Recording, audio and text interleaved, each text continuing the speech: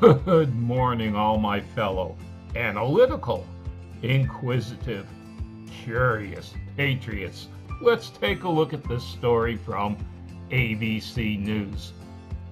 Virginia removes 12-ton Robert E. Lee statue from Richmond's Monument Avenue.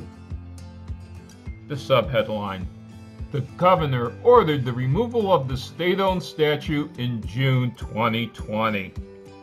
I think this is an abomination. Let me be upfront of this. I'm a Civil War buff. Moreover, I'm a Yankee fan. I suppose I have to be. Born and raised in Buffalo, New York, and, well, I have ancestors that fought in the Civil War. In fact, I have one that fought at Gettysburg. So, I might have a little bit of skin in the game. Still, I think these statues should have remained standing, even of the statues I don't particularly like on Monument Avenue. 6 Confederate statues have now been pulled down, one literally in the dark of the night. The first one taken down was of the Confederacy's president, Jefferson Davis. He's one of the Confederates I really don't like, but we should know about him. You see, Jefferson Davis and Old Honest Abe, well, they were both born in Kentucky. They were only born about 100 miles apart, and they were only 1 year difference in age. So they were both babies together in that state. But one grew up to be president of the Confederacy, and one grew up to be president of the United States. That alone makes it interesting, doesn't it? Why would you want to pull down a statue like that? With that interesting story, that alone would make people want to come to Richmond because, well, Richmond was the capital of the Confederacy, which is why it makes sense to have these 6 statues there, even if there are more than one of these statues of Confederates I really don't like. Now, to be also perfectly honest, I do like Robert E. Lee.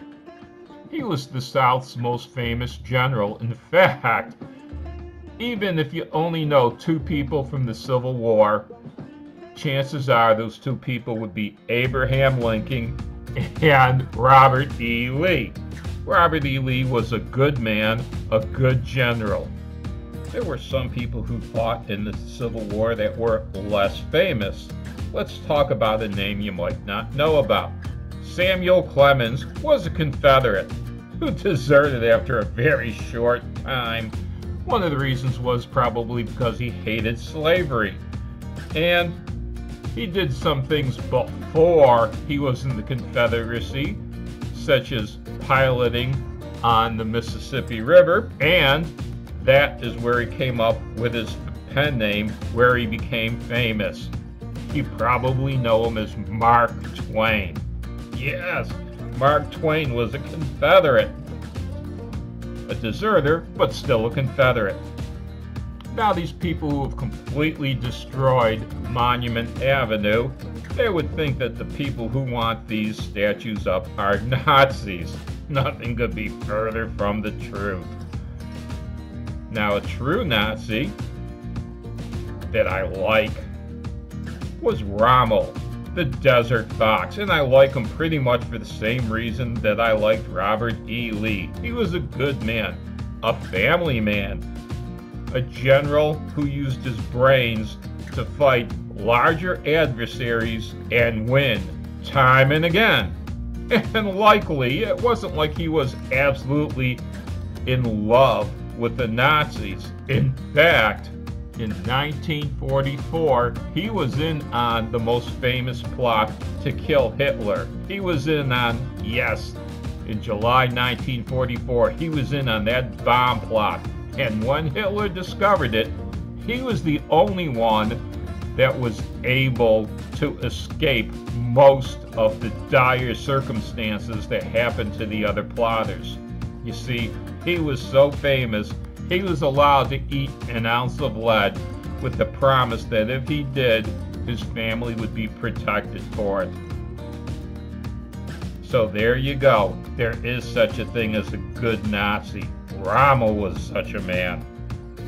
On our side of the fence in World War II, there was another general who I like, but he had a troubled history.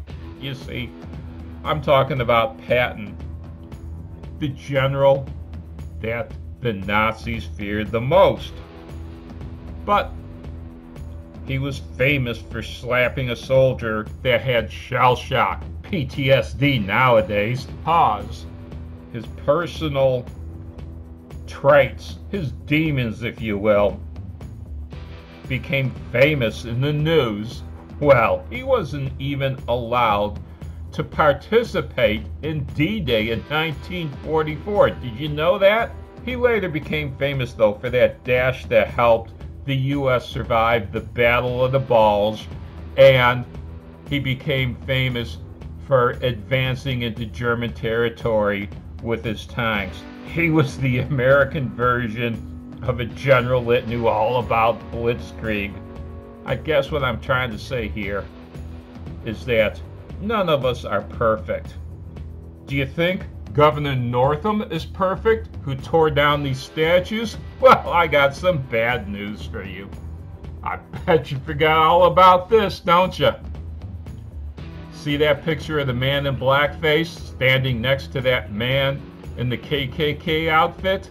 Well, that guy in blackface, that's your good Democratic Governor Ralph Northam. And guess what? It's not the only time he was caught wearing blackface. There's another picture of him in blackface, too. Now, I'm not going to say Governor Northam is all bad. There is no such thing as a person that's all bad that I know of, or at least I've never run across one. We've all got our own personal demons. It seems like Governor Northam would have us go back to the good old days of segregation, Jim Crow laws, and the KKK. I'm only being hyperbolic, of course. I think I am anyway. Governor Northam, you really aren't in favor of Jim Crow laws and the KKK, are you?